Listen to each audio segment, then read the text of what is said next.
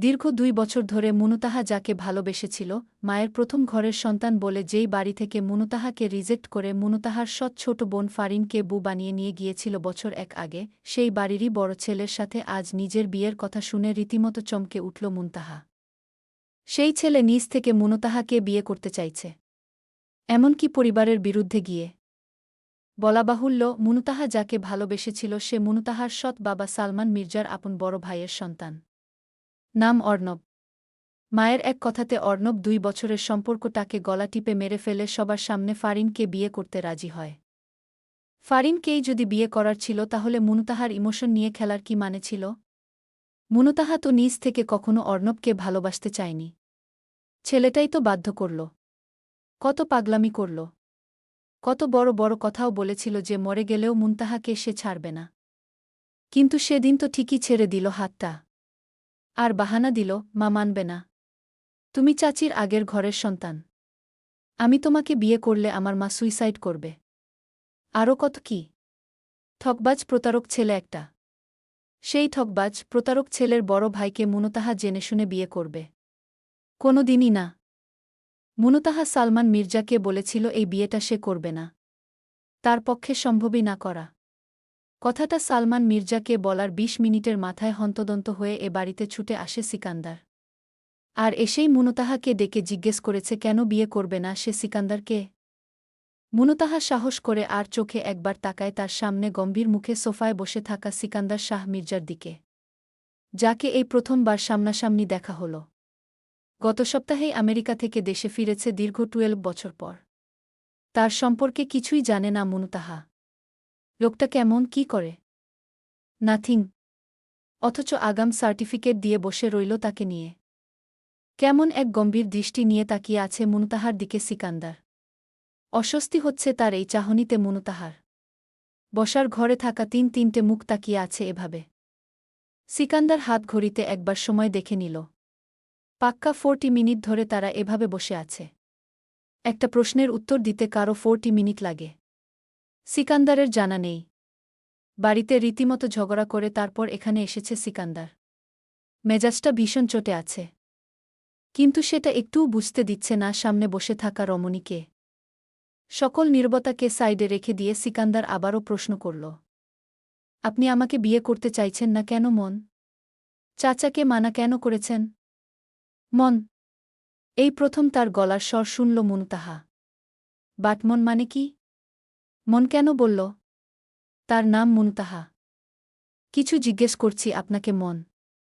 উত্তর দিন। আপনার এই নীরবতাকে কি তাহলে ধরে নিব আপনি রাজি আছেন? চাচাকে মিথ্যা কথা বলেছেন। মুনতাহা এবার সাহস সঞ্চয় করল। হাত কচলাতে কচলাতে থতমত গলায় বলল, আমার পক্ষে আপনাকে বিয়ে করা সম্ভব নয়।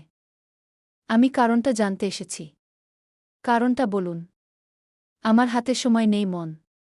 বাড়ি ফিরতে হবে। বাড়িতে ঝগড়া করে এসেছি। শুনেছেন তো? মুনতাহা মায়ের দিকে তাকাল। সরল দৃষ্টি নিয়েই তাকিয়ে আছে। সালমান মির্জা নড়েচড়ে বসল। তার নিজেরও তেমন একটা মতো নেই এই বিয়েতে। অজানা থাকার কথা তো নয় আপনার। আপনাকে বিয়ে করা আমার কাছে অপমানের। সিকান্দারের ভ্রু কুঁচকে আসল সে কথা শুনে। অপমানের মানে? যেই বাড়ি থেকে আমাকে প্রত্যাখ্যান করা হয়েছে সেই বাড়ির আরেক ছেলেকে বিয়ে করাটা কি আমার জন্য অপমানের নয়? বাড়ি প্রত্যাখ্যান করছে, সিকান্দার না। আমি আপনাকে বাড়ির বিরুদ্ধে গিয়ে চুজ করেছি। আপনি সম্মতি প্রদান করুন বিয়েতে। আপনার অমতে বিয়ে করার ইচ্ছে নেই আমার আপাত। তবে আপনি যদি এই অমত নিয়ে বসে থাকেন তাহলে হয়তো আপনার অমতেই আমার আপনাকে বিয়ে করতে হবে। আর সেটা করলে আপনার বা আমার কারোর জন্যই খুব একটা ভালো কিছু বয়ে আনবে না মন। কথাটা শেষ করে সিকান্দার উঠে যেতে যেতে ফের বল, চাচা মেয়েকে রাজি করান। আমি বিয়ে কিন্তু আপনার মেয়েকেই করব। সেটা তার মাথায় ঢুকিয়ে দিন। আর আমি যা চাই তাই কিন্তু নিয়ে ছাড়ি। আমি কোনো মাম্মাস বয় না যে একটু ইমোশনালি ব্ল্যাকমেইল করলেই আপনার মেয়ের হাত ছেড়ে দিব। ভুল মানুষকে পাকনামি করে ভালোবেসে ঠকে গেলে তার দায়ভার নিশ্চয়ই আমি নিব না। আজ আসছি। কাল আবার আসব আপনার মেয়ের মতামত জানতে। যদি কালও রাজি না হয় তাহলে আবার ফের পরশু আসব, পরশু না হলে তরশু। রাজি না হলে আসতেই থাকব রোজ। সিকান্দার চলে গেল। ময়না বেগম প্রলম্বিত শ্বাস ফেলে মেয়ের দিকে তাকিয়ে বললেন, ছেলেটা ভালো মুনতাহা। আমি এখানে তোমার অমতের কিছু দেখছি না। সংসার করবে ছেলের সাথে, ছেলের পরিবারের সাথে নয়। ছেলে যদি পরিবারের বিরুদ্ধে গিয়ে তোমাকে চায় তাহলে তোমার আপত্তি হওয়ার কথা আসছে কেন এখানে? কতদিন আর এভাবে অন্যের ঘাড়ে বসে বসে খাবে? মুনতাহার চোখ দুটো জলে ভরে আসলো শেষের কথাটা শুনে। খাওয়ার খোঁটা দিল তার মা? হ্যাঁ, কথাটা পুরোপুরি সত্যি বলেছে। সালমান মির্জা তো মুনতাহার আপন বাবা না। কিন্তু মুনতাহা কিভাবে বিয়ে করবে ওই বাড়ির ছেলেকে? মুনতাহার দিকটা কি তার মা একবারও ভেবে দেখবে না? মুনতাহার কথা ফুরিয়ে গেল মায়ের শেষ কথায়।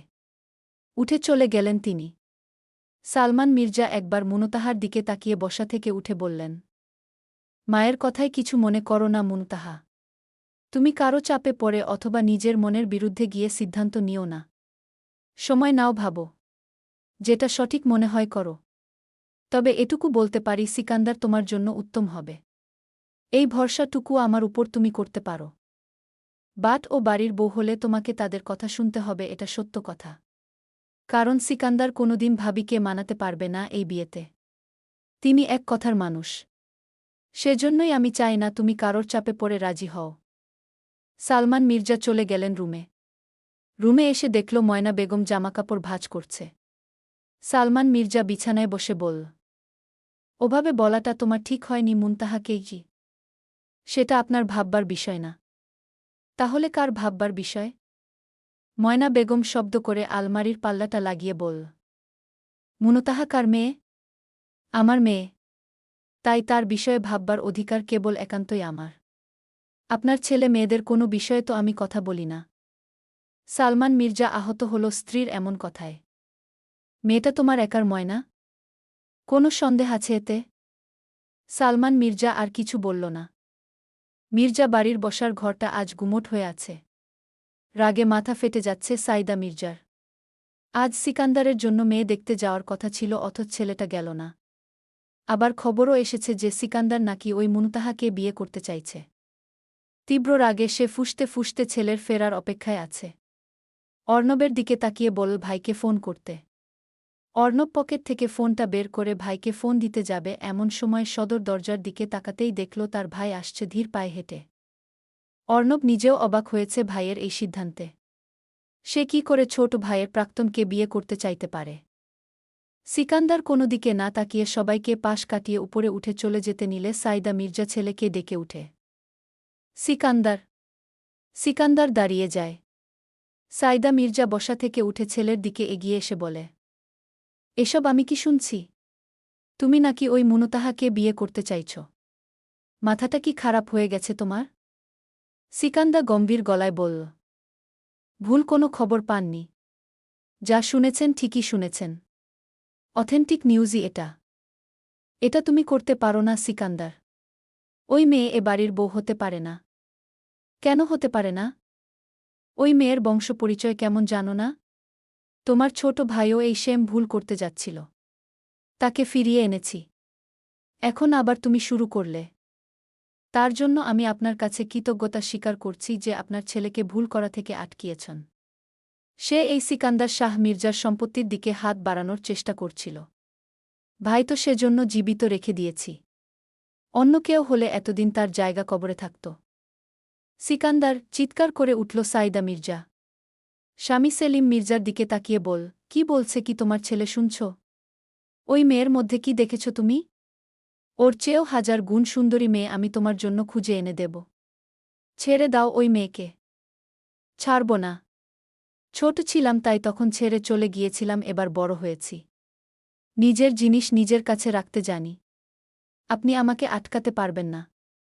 তাই অযথা দাঁড়িয়ে দাঁড়িয়ে আমার সময় নষ্ট করবেন না। আমি আগ্রহী নই। আমি কিছুতেই ওই মেয়েকে এ বাড়ির বউ হতে দিব না সিকান্দার।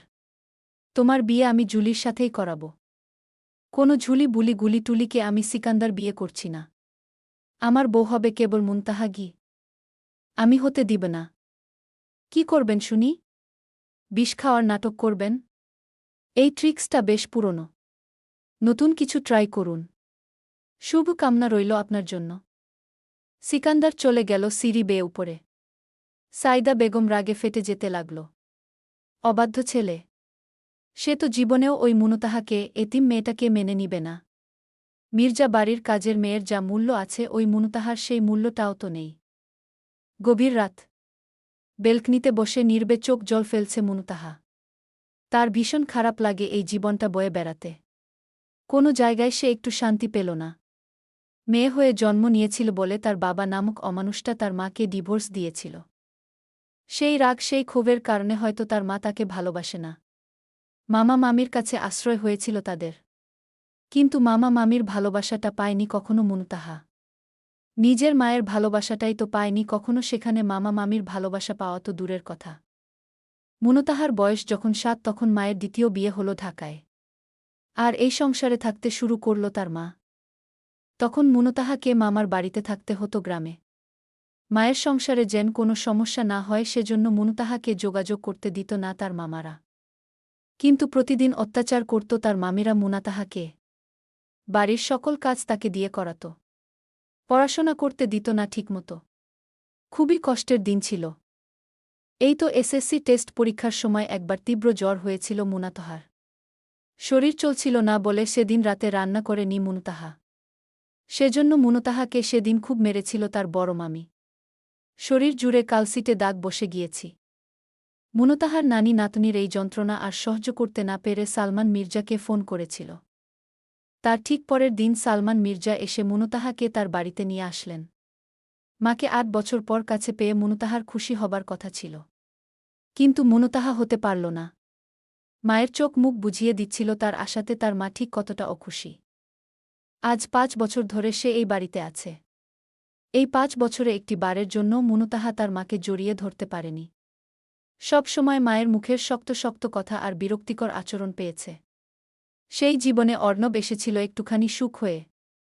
কিন্তু সে সুখ হয়ে ঢুকে বিষ ফেলে চলে গেল জীবনে। মুনতাহা মুখ চেপে ধরল। তার চিৎকার করে কাঁদতে ইচ্ছে করছে। কিন্তু পারছে না। এটাও আরেক যন্ত্রণা। মায়ের ডাক কানে আসতেই তড়িঘড়ি করে চোখের জল মুছে ফেলে মুনতাহা। নিজেকে স্বাভাবিক করে বেলকনি থেকে চলে যাওয়ার সময় তার ফোনে একটা মেসেজ আসে।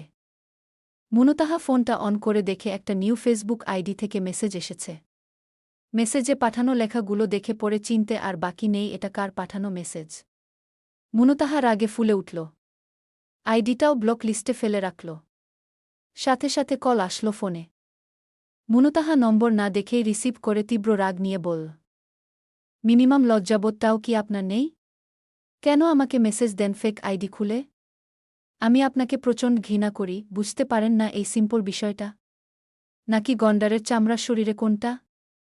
আর একবার ফোন বা মেসেজ করলে সামনাসামনি গিয়ে চড়িয়ে আপনার গাল লাল করে দিয়ে আসব।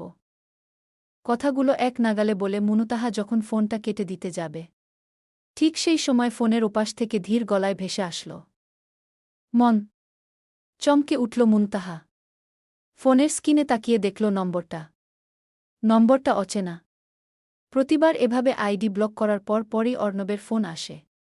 মুনতাহা অর্ণবই ভেবেছিল। তবে এটা তো অর্ণবের গলা না। এই গলার মালিককে মুনতাহা চিনে। এই নামে কেবল একজনই তাকে ডাকে। আর সেটা হল সিকান্দার শাহ মির্জা। গল্পের নাম সিকান্দার শাহ। লেখিকা রেহাজু বেরেপসি।